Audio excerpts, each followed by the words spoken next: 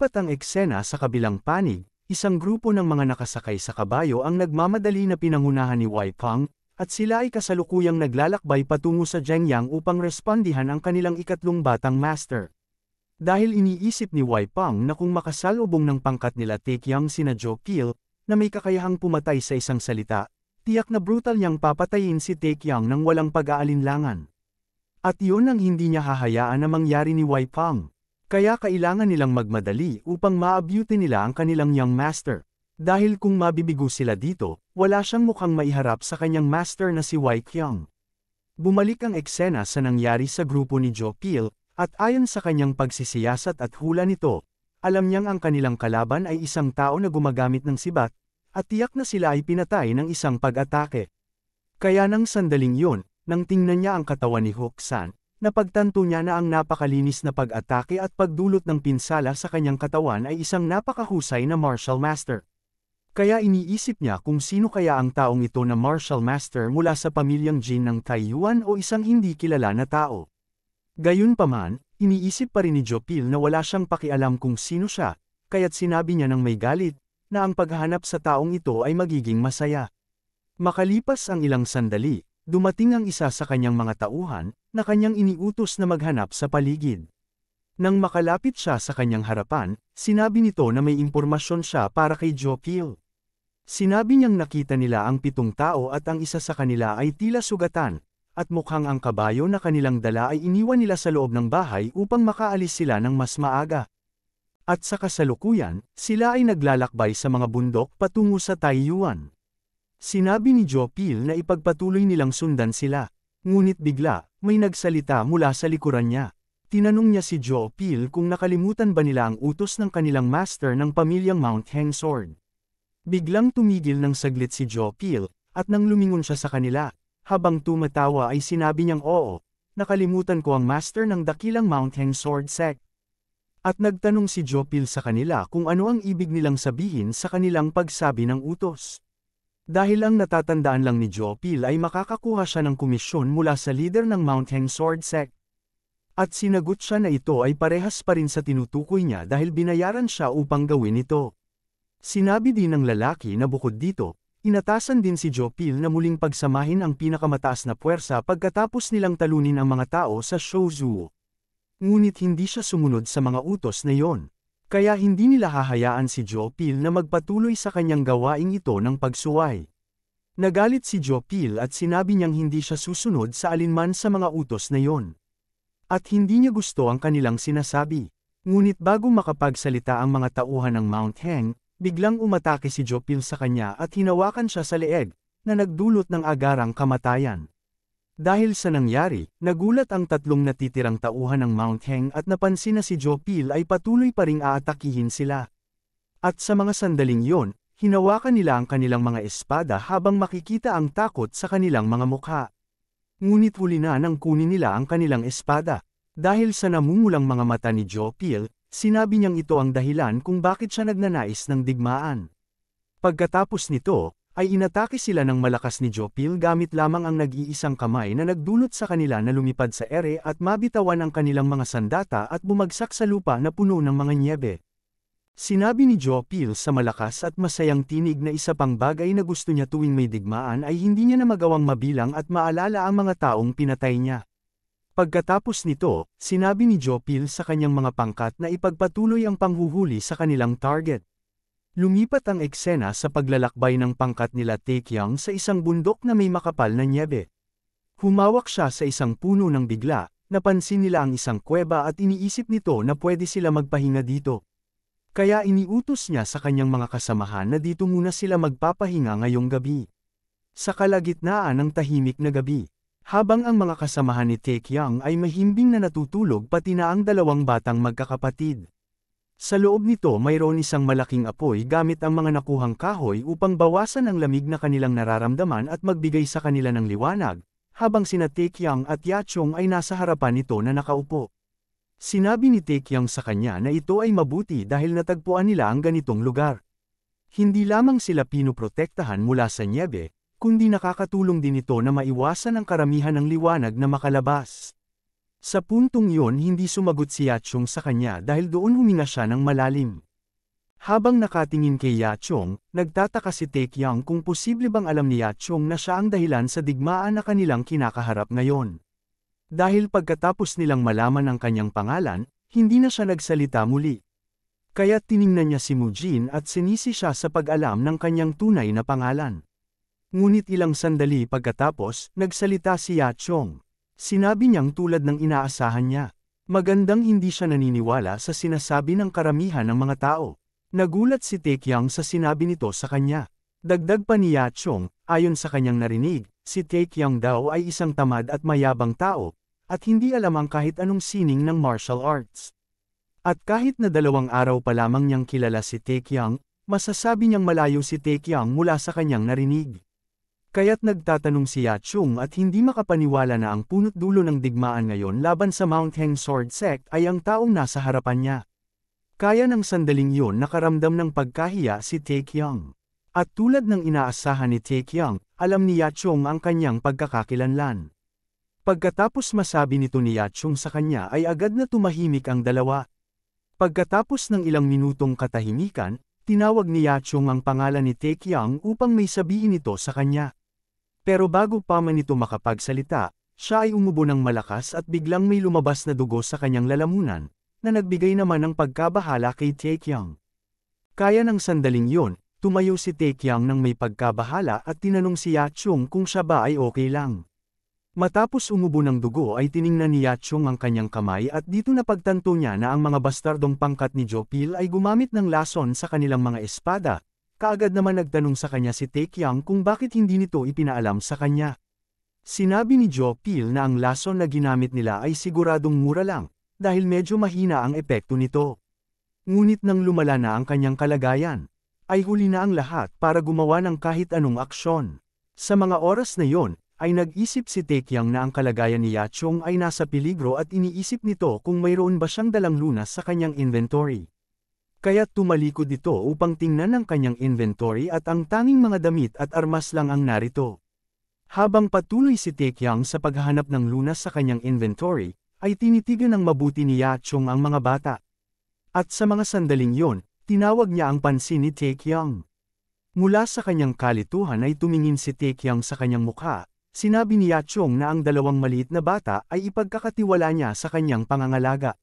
Dahil tanging si Taekyang na lang ang maaasahan niya sa ganitong oras. Pagkatapos, ay tumunog ang sistema na nagbibigay sa kanya ng panibagong misyon at dito nakasaad na ang pangangalaga ng magkakapatid na Sochon at Soyul ay ipinagkatiwala sa kanya upang dalhin ito pabalik sa kanilang mga tirahan ng ligtas. At sa misyong ito ay wala siyang makukuhang gantimpala. Nang sumapit ang araw, ipinagpatuloy ng grupo ni Taekyang ang kanilang paglalakbay. Ngunit habang dumadaan sila sa bundok, iniisip ni Taekyang na ang mga pangyayari na ito ay bahagi lamang ng laro at ang NPC na nakaprogram na magbigay sa kanya ng misyon habang nasa bingit ng kamatayan matapos malason, na tumutukoy kay Yachong ay isa lamang tauhan sa larong ito. At ayos lang sa kanya kahit hindi siya makakuha ng gantimpala mula sa kanyang misyon. Dahil ginawa lamang niya ang sa tingin niya ay tama. Idinagdag din niya na si Taekyang mismo ay isa lamang manlalaro, na walang ibang magagawa kundi tanggapin at sundin ang ibinigay na misyon. Iniisip din ni Taekyang na hindi niya kailangan maging bayani sa kanila. At marahil lahat ay inilalagay lamang sa mapanganib na sitwasyon, at kapag nangyari na ang lahat ay mamatay, ang larong kanyang nilalaro ay tiyak na matatapos, at kasama nito ang pagtatapos ng kanyang buhay. Iniisip din niya na wala nang iba pang rason, at lahat ng ito ay pawang laro lang. Pero siya ay naiinis sa kanyang nararamdaman. Dahil mayroon din siyang sariling pamilya na kailangang alagaan at pangalagaan sa totoong mundo. At hindi ito isang pamilya tulad ng mga graphic na ito. Kaya't sa kanyang galit at desperadong ekspresyon, malinaw sa kanyang isipan na hindi siya dapat mamatay sa larong ito. Habang patuloy sila sa kanilang paglalakbay, ay nagtanong ang isa sa kanilang kasamahan kung iiwan ba nila si Senior Yachong. Nang sandaling yon, lumingon sa kanilang harapan si Taekyang at sinabi na, tama yon. Ito ay desisyon na ginawa mismo ni Senior Yachong. Sinabi niyang tahimik siyang mawawala habang tayo ay nasa paggalaw. Pero galit na kumontra si Mujin sa kanya at sinabing ito ay hindi katanggap-tanggap. Nang bigla, galit na sinubukan niyang sampilan si Mujin, at sa kanyang takot ay nagtanong ito ng mahinhin kung bakit ginawa iyon ni Yachong. Sinabi sa kanya ni Taekyang na si Yachong ay nasa masamang kalagayan, at ito ay magdudulot lamang ng panganib sa kanilang grupo. Ngunit sumagot din si Han Yep sa kanya na hindi ito sapat na rason para iwan siya ng ganito. Kaya sa kanyang pagkainis ay humingi si Taekyang ng kanilang mungkahi kung ano ang dapat gawin. Kaya nagtanong si Taekyang sa kanya kung gusto ba nito siya ang magdala sa kanya. Nakaagad naman sinabi ni Han Yep na oo. Sa sandaling yon, ay napabuntong hininga na lang si Taekyang sa mga makukulit na pag-uugali ng kanyang tauhan. Kaya ng sandaling yon, nagtanong si Taekyang sa kanila kung handa ba silang buhatin ng isang ganap na lalaki sa ganitong panahon. Dahil pag nagkataon, ay malamang mapapagod sila agad sa loob ng ilang minuto. At kapag nangyari yon, mapapagod din ang lahat sa pagsubok na tulungan silang dalawa at mauuwi lamang ito sa pagpapabagal sa lahat. At kapag nangyari yon, ay tiyak siyang maabyutin sila kaagad ng kaaway. Dagdag pa niya na ang kinakalaban nila ay isang mersenaryo na pinamumunuan ng isang martial master na umabot na sa pinakamataas na antas. Kaya mariing niyang sinabi na kung makakasalubong natin siya, sa tingin mo ba ay makakaligtas tayo kung lahat tayo ay pagod na? Matapos sabihin ni Taekyang ang kakaharapin nilang banta, ay agad na tumahimik ang lahat, habang pilit na tinatanong ni Taekyang na sagutin siya kung kaya ba nilang ma-survive ang banta kung gagawin nila iyon. Habang lumipat ang pansin ni Taekyang sa namamagang pisngi ni Mujin at tinanong ito kung may gusto ba siyang sabihin, pero tumahimik lamang ito. Pagkalipas ng ilang minuto, sumagot si Mujin sa kanya na siya ay susunod sa kung anuman ang sasabihin ng kanilang kagalang-galang na pinuno ng grupo. Kaya nang sandaling yon, nagpatuloy sila sa kanilang paglalakbay habang iniisip ni Taekyang na kung ano na kaya ang nangyari kay Yachong sa mga oras na ito at sa tingin niya ay namatay rin ito. Nang bigla, tinawag ni Soyul si Taekyang at siya ay nagulat. Tinanong siya kung mas malakas ba si Taekyang kaysa sa kanilang ama. Dahil sinabi sa kanya ng kanyang kapatid na si Sochun na talagang malakas si Taekyang. Ngunit sinabi ni Soyul na ang kanilang ama ay sobrang lakas din. Tumawa lang si Taekyang dahil alam niyang namimiss lang ni Soyul ang kanilang ama. Ngunit nang sandaling yon, nagbigay ng masungit na ekspresyon ang bata at sinabi niya na gusto niyang makita ang kanilang ama ngunit ayaw siyang makita nito. At sinabi raw sa kanya ni Sochun na iniwan sila ng kanilang ama upang makipaglaro sa kanilang ina. Nang marinig ito ni Taekyang, biglang nagulat siya. At naalala niya ang pagkamatay ng kanyang ama at kasabay din ito, ang pagkamatay ng kanyang nakababatang kapatid. Pati na rin ang kanyang ina. Sa sandaling yon, naramdaman ni Taekyang ang kalungkutan. Kaya tumingin siya kay Sochun at nakita na pagod na siya sa paglalakad. Ngunit habang tinitingnan si Sochun, iniisip ni Taekyang na okay lang sa kanya kung siya ang magdadala dito kung hindi na siya makalakad. Ngunit ang nakita niya sa pagkatao ni Sochun ay ang sarili niya noong siya ay bata pa. Mayroon siyang matigas na ulo tulad niya. Ngunit pagkatapos ng ilang sandali ng paglalakad, huminto si Taekyang at ngumiti. At sa kanyang mabangis na ekspresyon, sinabi niya na nag-imbento sila ng isang uri ng nakakabaliw na laro. Pagkatapos nito, kinuha niya si Soyul sa kanyang likuran at ibinigay sa isa niyang kasamahan upang buhatin ang bata. Kaya napaisip ang kasamahan nito kung ano ang nangyayari, kaya nagtanong si Sochun sa kanya kung saan siya pupunta. Nang sandaling yon, tumingin sa kanya ang mga kasamahan at may pagkagulat na ekspresyon. Habang si Mujin ay nagtataka rin sa kanya. Nang bigla, tumakbo pabalik si Taekyang dahil napansin niya na may kulang sa kanyang kasamahan at dali-dali siyang tumungo pabalik sa kanilang kinaroroonan upang hanapin si Han Yep. Nang makarating siya sa dati nilang pwesto ay nagulat siya nang makita si Yachong, habang banibit-bit ito sa kanyang likuran ni Han Yep. Ang mukha ni Taekyang ay hindi maipinta dahil sa pagkapursigido na gawin ito ni Han Yep at habang tinitigan niya ito ay nakaramdam din siya ng awa. Habang ang mukha ni Han Yep ay puno ng pawis at pagkapagod na bitbit sa kanyang likuran si Yachong at tinawag ang pansin ng kanyang leader, at siya ay nagpapasalamat dahil nakita siya ni Taekyang upang tulungan dito. Kaya sa mga oras na iyon ay halos sumabog na ang utak ni Taekyang sa kakaisip kung ano ang dapat gawin. Pagkalipas ng ilang oras habang sumapit ang gabi, habang nasa isang madilim na silid. May isang lalaki na nakaupo at mayroon itong kausap sa isang madilim na parte. Nagtanong ang isang misteryosong lalaki na nakatago sa dilim kung kamusta ang mga nangyayari. Sumagot ang lalaking nakaupo at uminom ng saglit at sinabi na medyo maayos naman ang takbo ng lahat, at tinanong din niya sa kausap niya kung kamusta naman ang sa kanyang bahagi. Lumapit ang lalaking nakatago sa kadiliman at sinabi na si Jopal ay magulo at nagwawala ng mag-isa pero sinabi niya na ito ay ayos lang. Nagsalita ang nakaupong lalaki na mukhang magiging problema si Jopal. Kaya nagsalita ang misteryosong lalaki na nakaitim na ang handgal na batang young master ng pamilyang Jin ay kasalukuyang hinahabol ni Jopal. Hindi ito bahagi ng kanilang plano, pero mukhang mas mabuti na rin ito kaysa sa kanyang inaasahan. Sinabi ng matandang lalaki na ang ikatlong young master ng pamilyang Jin ay siyang pinapahalagahan ni Wei Qiang at pinakamamahal. Kaya't kung makita nito ang kamatayan niya, ay tiyak na mababaliw siya. Kapag nangyari yon, sigurado siya na magkakaroon ng massacre sa probinsya ng Shanxi. Pagkatapos, nagsalita rin ng misteryosong lalaki na bago pa man niya ito makalimutan, ay nalaman din niya na ang Lower District Sect ay sumali rin sa digmaang ito. Nang marinig ito ng lalaki, nagtanong siya kung ano ang rason bakit nakisali dito ang Lower District Sect. Sinabi din ng misteryosong lalaki na mukhang may magaling na pang-amoy ang bagong pinuno ng sangay na nakuha nila. Ngunit hindi nila kailangang mag-alala dahil kapag natapos na ang kanilang problema, siya mismo ang manggagalaga sa leader ng Lower District Sect. Pinaalalahanan ng taong ito ang misteryosong lalaki na nakaitim na maging maingat muli. Dahil kahit gaano pa man siya kalakas, sa sandaling pabayaan nito ang kanyang bantay ay tiyak na magiging alanganin siya. Nang sandaling yon pagkatapos niyang sabihin ang kanyang pagbigkas, ay nakaramdam siya ng napakalakas na puwersa na nagbigay ng pangamba at gulat sa kanya. Sinabihan siya ng misteryosong lalaki na nakaitim na maging maingat siya sa kanyang binibitawan na salita. Sa sandaling yon, humingi ng tawad ang lalaki sa kanya. Pagkatapos, ay sinabi ng misteryosong lalaki na hanggang dito na lang muna sila sa ngayon at kung magkakaroon ng problema, babalik siya upang bisitahin muli ang lalaki. Nang mga oras na yon, umalis ang misteryosong lalaki sa kanilang silid at unti-unting nawala na parang usok hanggang sa tuluyan itong naglaho. Pagkatapos umalis ng misteryosong lalaki, ay sinabi ng lalaki na ang kanyang anyo ay parang multo na may hindi kilalang pagkakakilanlan. Tumayo siya mula sa kanyang pag-upo at tumingin sa labas ng bintana, habang pinagmamasdan ang malaking buwan, sinabi niya na kay tagal din niyang tiniis ang sandaling ito. At sa lalong madaling panahon, ang lahat ay sa wakas ay mapapasakamay na niya.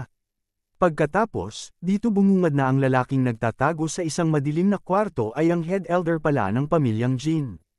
Bumalik ang eksena sa pangkat nila Taekyang, habang makikita natin na sila ay nagpapahinga sa isang lugar habang si Yachong ay pinahigi nila sa lupa na walang niebe upang hindi ito ginawin. Habang patuloy sa pagkalat ang lason sa kanyang katawan, sinabi sa kanya ni Taekyang na malapit na sila makarating sa kanilang paruroonan kaya kumapit pa ito ng kaunti. Habang umuupo ay nag-iisip si Taekyang na hindi dapat nila sayangin ang oras at kailangan na nilang magmadali kumilos, kaya tumayo na ito. Nang sandaling yon, napansin ni Mujin ang pagtayo ni Taekyang, pero bago pa sabihin sa kanya ni Taekyang na sila ay kikilos na. Sumigaw si Mujin sa kanyang mga kasamahan at sinabi nito na sila ay maghanda na at kumilos para sa kanilang pag-alis. Kaya nagtataka si Taekyang kung bakit ganito kumilos si Mujin. Nang tawagin ni Taekyang si Soyul ay inunahan na siya ni Mujin para bitbitin ang bata sa kanyang likod. Pagkatapos nito, nagtataka si Taekyang sa mga ginagawa ni Mujin. At iniisip kung bakit biglang napakatuwid ngayon ng mga aksyon ni Mujin na hindi pangkaraniwan para sa kanya at parang naiinis siya dito. Gayunpaman, wala siyang pake dito at sinabi na nakakainis pa din si Mujin. Nang bigla, bago pa sila makakilos paalis ay may napansin ang pangkat ni Taekyang. Sa isang madilim na parte ng kagubatan ay may mga kaluskos silang narinig, kaya pinayuhan sila ni Taekyang na tumahimik. Mula sa madilim na parte ng damuhan, may isang mata na kumikislap mula sa malayo at umuungol ito. Kaya napaisip si Taekyang kung sila ba ay naabutan na kaagad ng mga naghahabol na pangkat ni Jopal. Habang papalapit ito ay mas lumiliwanag pa ang mga mata nito. Nakaramdam ng pagkabahala at matinding panganib si Taekyang. Nang bigla, isang malaking lobo pala ang lumabas mula sa damuhan. At ang kanilang bilang ay napakarami na nagtatago sa madilim na kagubatan. Nang sandaling yon, sinabi nila na ito ay isang malaking pangkat ng mga lobo, habang si Taekyang ay nakahinga ng malalim dahil inakala nito na ang mga narinig nilang kaluskos ay ang pangkat na ni Jopal. Pagkatapos ay tumayo si Taekyang habang winuwagayway nito ang kanyang sibat, sinabi niya na siya ay tinakat ng walang dahilan. Sinambit din niya kahit na pinamumunuan sila ng isang martial master sa pinakamataas na antas, imposible na makasunod sila sa atin ng ganoon kabilis. Siguro bumagsak na ang aking mga pandama dahil hindi ako nagkaroon ng raid sa loob ng matagal na panahon. Kaya iniutos din niya sa kanyang mga kasamahan na sila ay maghanda ng kanilang formation, sapagkat ayaw nito na masaktan ang mga batang kasama nila. Pagkatapos, iniisip niya kung ang mga lobo na ito ay magbibigay din kaya sa kanya ng experience points. At mariing sinabi na bilisan na nila at tapusin ang mga ito. Sa mga oras na yon, sumugod ang isang malaking pangkat ng mga lobo sa kanyang harapan, habang si Taekyang ay nakahanda sa pagtutok ng kanyang sibat sa kanilang pag-atake. Habang lakas loob niyang hinamon ang mga lobo na sugurin siya.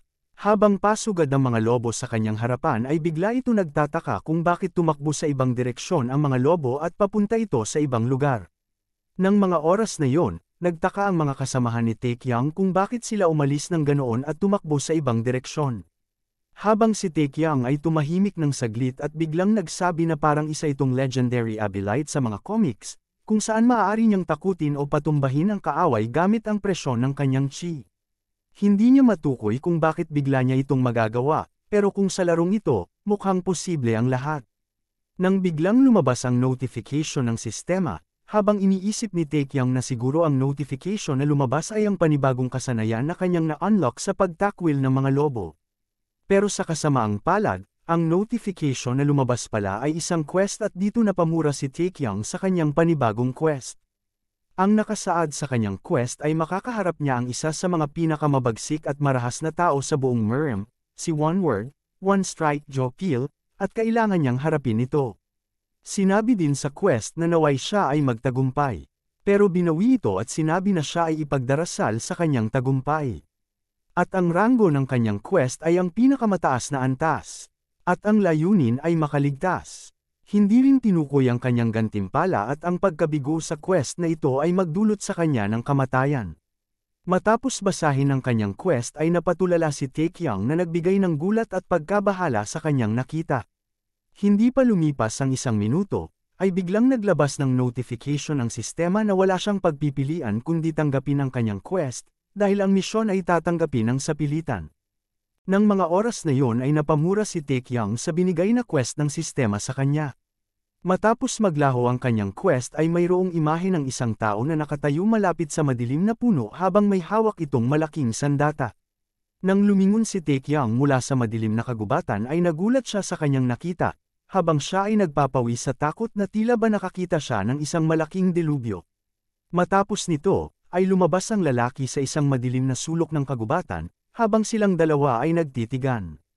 Habang nanginginig si Taekyang at nagpapawis, dahan-dahan niyang sinambit ang pangalang Jopil. Sa sandaling yon, sinabi sa kanya ni Jopil na sa wakas sila ay nagkita. Ang mga kasamahan ni Taekyang ay nababahala rin sa kanilang seguridad at ang batang si So-chun ay galit na nakatitig sa kanya. Matapos makilanlan ni Taekyang ang kanyang pagkatao, ay agad naghanda ito ng kanyang sibat, habang si Jopil ay sinabi na siya ay nagagalak na makilala si Taekyang. Sa mga oras na yon, ramdam ni Taekyang ang nakakatakot na aura at mabagsik na malademonyong lakas ni Jopil, habang si Taekyang ay nanginginig sa mga oras na yon. Napagtanto niya na ang mga lobong iyon ay hindi umiwas sa kanya, kundi sila ay tumatakbo palayo mula kay Jopil. Pagkatapos, nagsalita si Jopil sa kanya na wala siyang dapat kabahan. Dahil gusto lamang nito makipag-usap sa kanya. Habang si Taekyang ay umaatras sa kanyang harapan at sinabi na wag siyang lumapit. Pero sinabi lang sa kanya ni Jopil na ang dahilan kaya siya naparito ay dahil inagaw nito ang kanyang pansin dahil siya ay naging interesado sa kanya. Sumagot si Taekyang sa kanya na huminto na ito sa pagsasabi ng mga walang kwentang bagay. Dagdag pa niya, sinusubukan lamang ni Jopil magpalipas ng oras para makasunod ang iba niyang tauhan. Nang marinig ni Jopil ang kanyang mga sinabi ay tinawanan lamang siya nito at sinabi na ang katulad niyang tao ay hindi kailangan magpalipas ng oras at back up mula sa kanyang kasamahan sapagkat sila ay mga mahihina. Kaya nagtanong si Taekyang kung ano ang kanyang tinutukoy. Sinabi sa kanya ni Joe na huwag siya mag-alala sapagkat ang kasamahan ni Joe ay napakabagal kumilos at aabutin pa sila ng 1 oras bago makarating dito. Pero dagdag pa niya, bago pa makarating ang kanyang mga kasamahan dito ay siguro siyang tapos na ang lahat at wala na silang abutan pa. Habang nakatutok si Taekyang ng kanyang sibat sa kanya, ay sinabi niya sa kanyang sarili na kung hindi ba iniisip ng hinayupak na ito na baka siya ay matatalo sa kanila. Tinawag ni Joe si Taekyang na isang batang junior, at sinabi na wala siyang sama ng loob sa kanya. At sa katunayan siya ay interesado sa kanya. Sinabi din niya na kung masasagot niya ang ilang tanong nito, baka siguro papalayain niya ang mga ito. Sa mga oras na yon, kinumpirma ni Taekyang ang kanyang sinabi kung tama ba ang pagkarinig niya na siya ay papalayain. Tumugon naman si Joe sa kanyang sinabi at nangako na siya ay papalayain ng walang kasugat-sugat. Kaya nagtanong ulit ang ating bugok na bida kung tama ba ang kanyang narinig at kung seryoso ito. Sinabi naman sa kanya ni Joe na ipupusta niya ang kanyang buhay para dito upang patunayan ang kanyang sinabi. Pagkatapos ng pagsikat ng araw, ay agad nagkasundo ang dalawa na sila ay mag-uusap. Sinabi sa kanya ni Joe na mabuti dahil siya ay gumamit ng kanyang utak. Pagkatapos nito, tumawa siya ng malakas at sinabi na hindi siya makapaniwala sa nakakatawang istorya nang meron si Taekyang.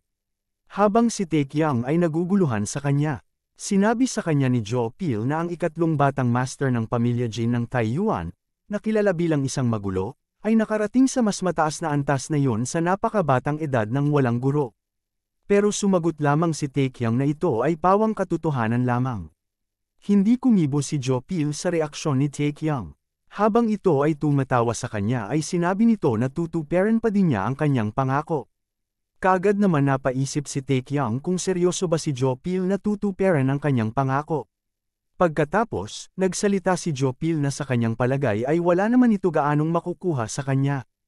At kung magiging tapat siya, gusto sana nitong patayin na siya noong una pa lang. Pero ngayon na nakipag-usap ito sa kanya, lalo pa itong gustong obserbahan si Taekyang. Lalo na sa mga ganitong pagkakataon. Kaya nagtanong si Taekyang kung anong ibig sabihin nito sa mga ganitong pagkakataon.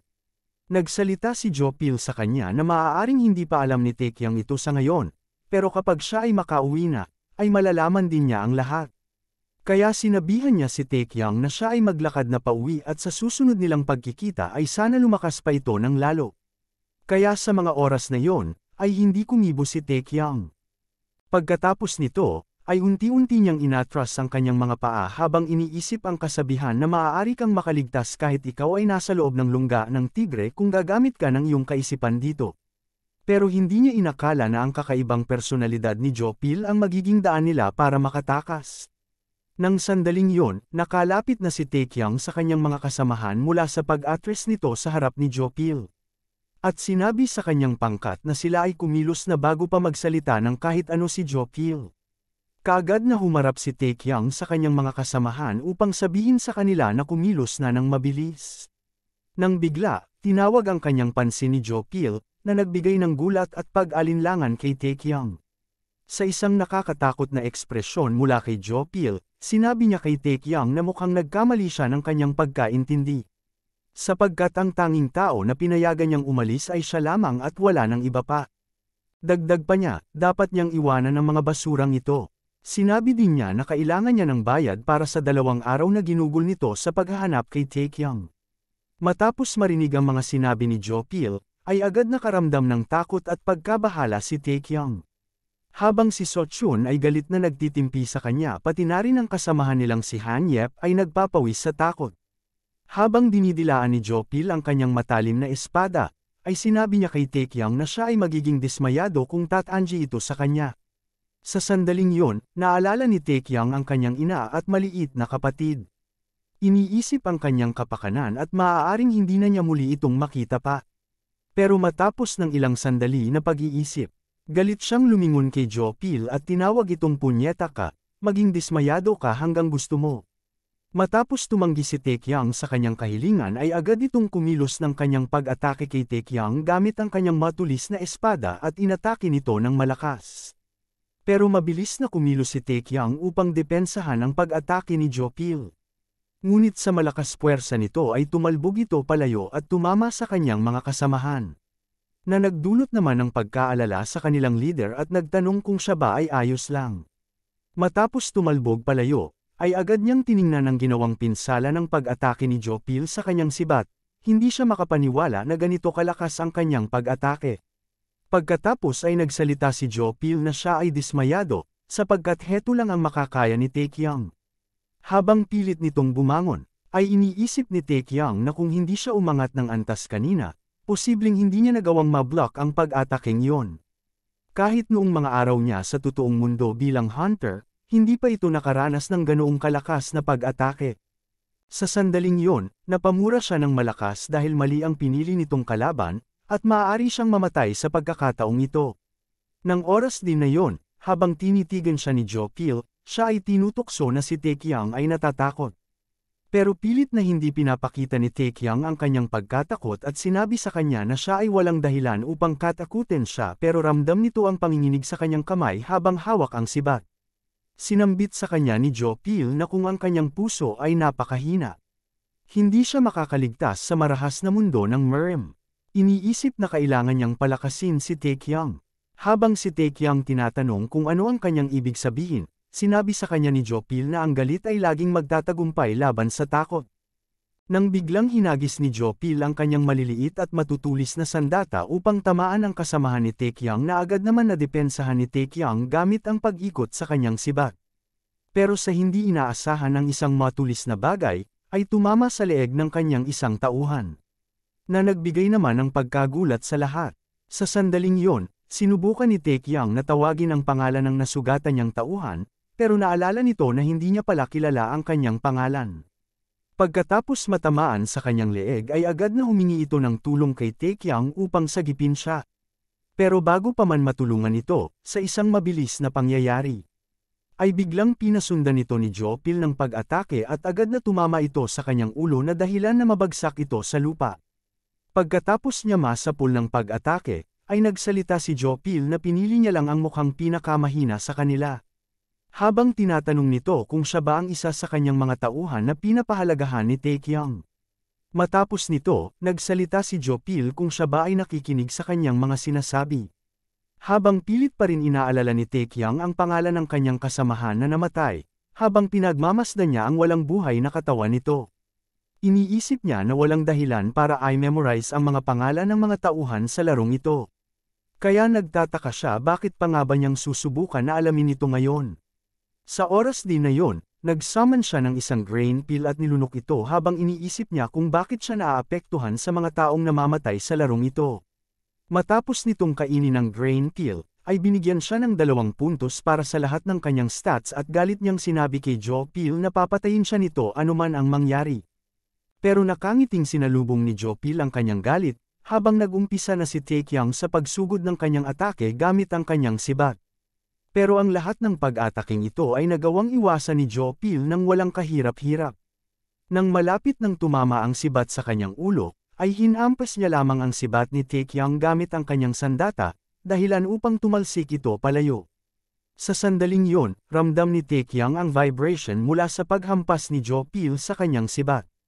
Habang iniisip ni Jopil ang kasanayan ni Taekyang ay nasa ganitong antas na sa murang edad na 20. Tila ito ay likas na talento pagdating sa intuwisyon at pakiramdam sa laban.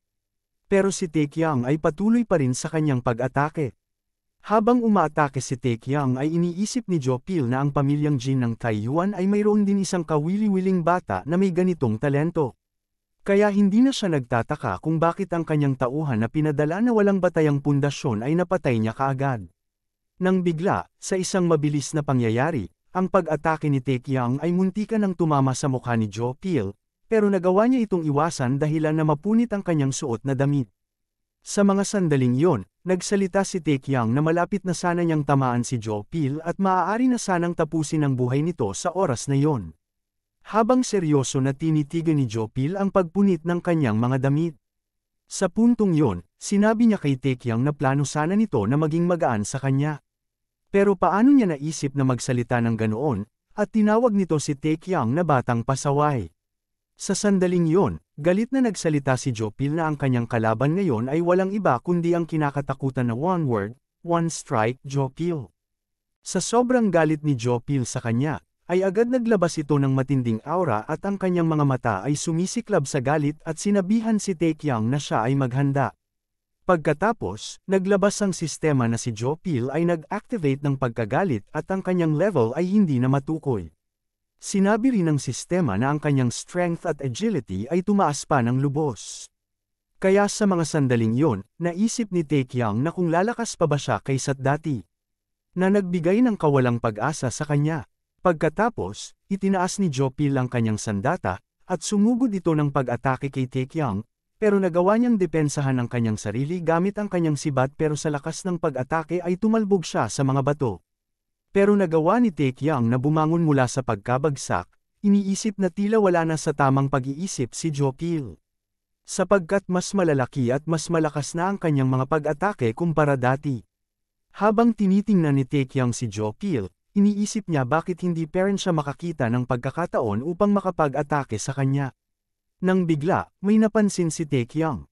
At sa oras din na ito, siya ay inatake ni Jopil habang ang ating bida ay nagbibigay ng sinyas sa kanyang dalawang kasamahan na huwag silang lumapit dito at sila ay umalis na. Kaagad naman nakawala si Taekyang sa pag-atake ni Jopil at siya ay bumagsak sa lupa na puno ng mga nyebe. Sinabi niya sa kanyang mga kasamahan na huwag silang pumunta dito at tinawag silang mga bobo. Habang ang dalawang bagat na tauhan ni Taekyang ay dahan-dahan sa paglapit sa likuran ni Jopil, sinasabi nila na huwag itong mag-alala sapagkat tutulungan nila ang kanilang leader. Dahil iniisip ni Taekyang na ang kanyang pinanghahawakan na title ay mawawala kapag sila ay lumapit dito dahil ang title na ito ay nagbibigay ng 10 puntos sa lahat ng kanyang stats at siya ay nasasayangan dito. Kaya wala na siya magagawa dito. Kaya naisip ni Taekyang na kailangan niyang iatras ang pagiging agresibo ni Jopil hanggat maaari bago mawala ang epekto ng kanyang title na nagbibigay ng stat points. Habang si Jopil ay sinusubukan hampasin si Taekyang ng kanyang malaking espada. Pero nagawa itong depensahan ni Taekyang gamit ang kanyang matibay na sibat. Habang pilit na nilalabanan ni Taekyang ang puwersa ng espada ni Jopil. Sa likuran nito ay ang kanyang mga kasamahan na unti-unting lumalapit sa kanilang kaaway na si Jopil at sinusubukan siyang atakihin ng mga ito. Bago pa man ang kanilang pag-atake, ay agad napansin sila ni Jopil mula sa kanyang likuran.